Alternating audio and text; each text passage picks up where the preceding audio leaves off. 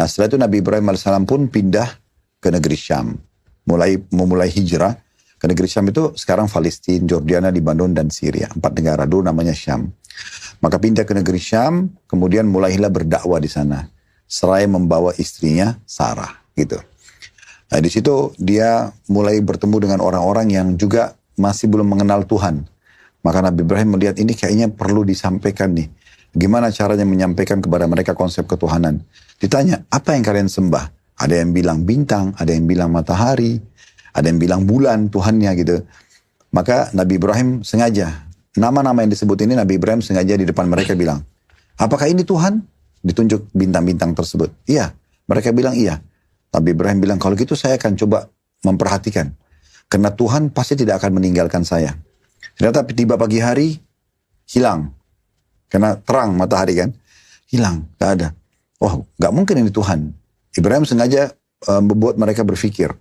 Lalu kemudian mereka bilang, oh ada lagi yang mengaku Tuhan, bulan. Di pertengahan bulan itu, di pertengahan bulan kalau sekarang itu kan ada bulan purnama. Nah, itu nanti akan kelihatan. Nabi Ibrahim tunggu. Pas datang, lalu kemudian Nabi Ibrahim bilang, inikah Tuhan yang kalian bilang? Iya. Baik, saya coba tunggu. Kalau dia menunggu saya, dia akan terus bersama saya akan percaya dia Tuhan. Ternyata tiba pagi hari sama, bulannya juga hilang gak kelihatan. Lalu mereka bilang yang satu lagi, ada satu kelompok lagi mengatakan, oh kami Tuhannya matahari. Oke kita tunggu matahari, terbitlah matahari. Nah, Nabi Ibrahim bilang dalam Al-Quran, Allah bilang, hadza akbar. Nabi Ibrahim sendiri bilang, ini lebih besar nih. Lebih pantas untuk jadi Tuhan, tapi kita tunggu. Dia menunggu kita gak? Ternyata terbenam matahari, matahari juga hilang. Maka dia berkata, wahai kaum, wahai manusia, sesungguhnya yang kalian sembah ini semua adalah sesuatu yang tidak bisa dianggap sebagai Tuhan. Lalu dia mulailah menyampaikan konsep tauhid atau mengesahkan Allah. Ada Tuhan, satu namanya Allah, dia esa, maka cukup menyembah kepada dia saja. Nah, itu gambaran. Tentu kalau kita ingin rentet sejarah Nabi Ibrahim itu panjang sekali. Tapi konsep dia mengenal Tuhan dari apa tadi yang kita ceritakan itu. Oke. Pak Ustadz, Ibrahim dengan Abraham ini sama gak sih sebenarnya? Sama. Sama? Ya. Tapi aku gak pernah dengar cerita yang tadi barusan. Aku juga gak pernah dengar. Ya. Aku yang kita dengar mungkin ini ya, pengorbanan ya. Ya, yang bawa Ishak naik ke gunung apa bukit. Perbedaannya ya? Satu dipotong jadi kambing, satunya lagi dipotong jadi apa ya kayak gitu ya. Benar Nah, sih?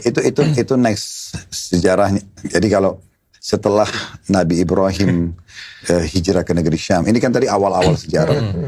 Nah, hijrah ke negeri Syam tinggal di Palestina. Nah, satu waktu beliau pernah jalan ke Mesir. Di Mesir waktu itu ada satu raja yang zalim sekali.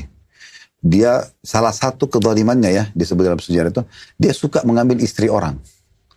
Karena bagi dia kalau orang jadi status istri itu pasti punya kelebihan. Tentu dia lihat juga cantik atau tidak gitu. Nah kebetulan Sarah ini istri Nabi Ibrahim yang pertama, ulama menjelaskan kalau dalam Islam itu dia mewarisi cantiknya Hawa. Oke. Istri Nabi Adam gitu ya. Allah berikan kepada dia di antara kita. Dia memang sangat punya kelebihan fisik. Begitu masuk ke Mesir, Nabi Ibrahim sudah bilang, nanti kalau Raja Mesir ini menangkapmu, katakan aku adalah saudaramu. Dan aku akan mengatakan kau adalah saudariku. Karena kita tidak ada di negeri ini orang yang beriman kecuali kita berdua. Maksudnya negeri Mesir. Ternyata pengawal-pengawalnya gak mau tahu. Mereka tangkap Sarah, dibawa ke raja tersebut. Karena lihat cantik, dia langsung mau menjamah. Nah Sarah berdoa di depannya raja tersebut. Ya Allah, orang ini mau zalim, maka selamatkan aku dari dia. Tiba-tiba tangannya stroke raja itu. Terus dia bilang, kamu apakan saya? Kata Sarah, saya memohon kepada Tuhanku untuk diselamatkan dari kejahatanmu. Dia bilang, kalau gitu mohon pada Tuhanmu, agar saya disembuhkan, saya janji tidak akan ganggu.